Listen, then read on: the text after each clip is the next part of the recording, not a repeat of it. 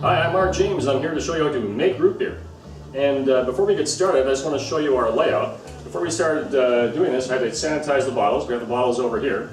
Some of these bottles are very old. They're from the 1960s or earlier. They're almost antiques.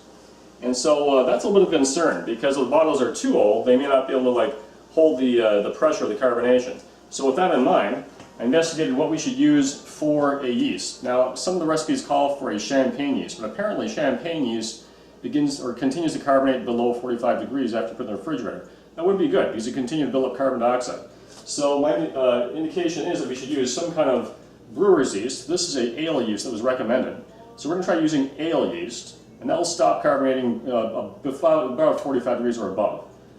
So these are our products that you need. In order to make root beer, you need some root beer extract.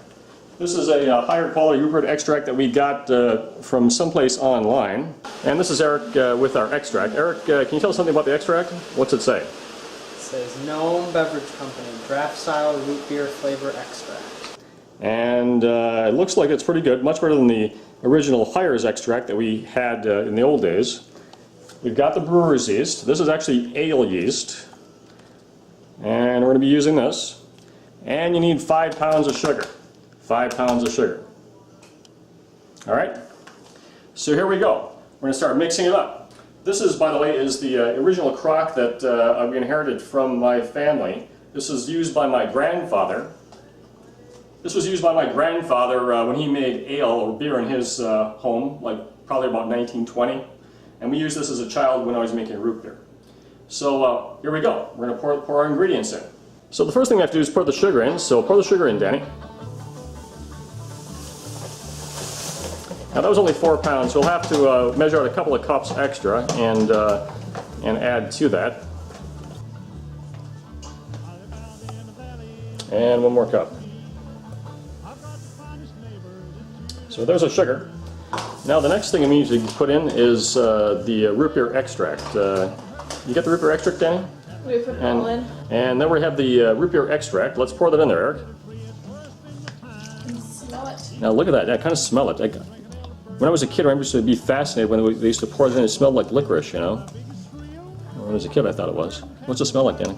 Root beer. Oh, the root beer. Okay. Duh. I mean, that's Wow. root beer extract. Maybe we should fill that with a little bit of water and extract the rest. Okay. There we go. That'll be good. All right. Now the next thing we need to do, Danny, is to get the yeast culture going. So can you get the yeast, please? And if you read the back of that, it says to take 1/4 teaspoon of yeast and mix it in some tepid water, correct? Next up, Eric. We're going to add the hot water. All right, let's get to it. Put that hot water in. So we have approximately 2.5 gallons of hot boiling water. We're going to put that in there. And then we'll add cold water to that.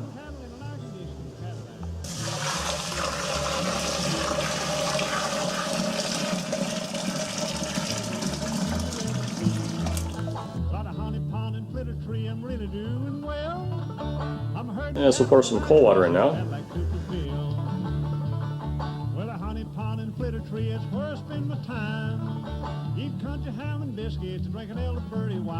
So the yeast has been sitting for about 10 minutes, steeping, so now it's time to put the yeast culture in. Go on, Danny. So we're going to pour in the yeast culture and we're going to stir it up.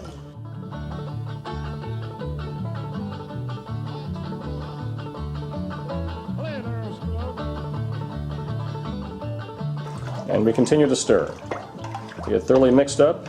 So then we're going to be ready to start bottling.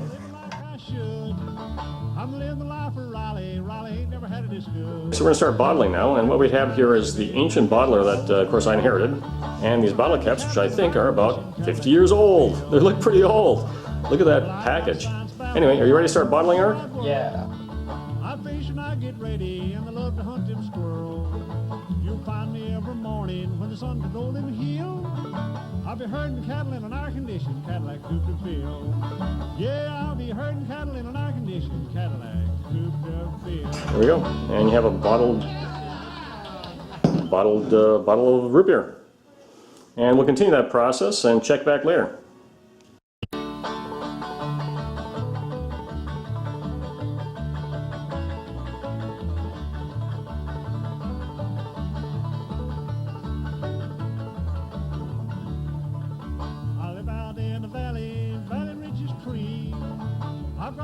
kindest neighbors that you'd ever see.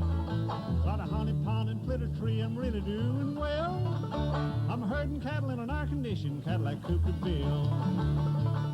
Well, a honey pond and flitter tree is where I spend my time. Eat country ham and biscuits and drink an elderberry wine. 3 cents a week is all I spend when I get my biggest thrill.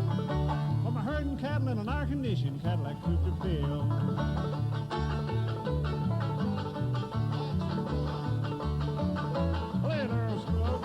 Well, there you have it. We've made root beer, and probably in a week to 2 weeks, we can probably test the results, and we'll come back and show you how it turned out. Thanks for watching, and we'll talk to you next time. Bye. Raleigh ain't never had it this good. Well, I like this kind of living, and I guess I always will. I'm herding cattle in an air-conditioned Cadillac Coupe de Ville. Well, I got science baffled, also the blue-eyed world. I fish and I get ready, and the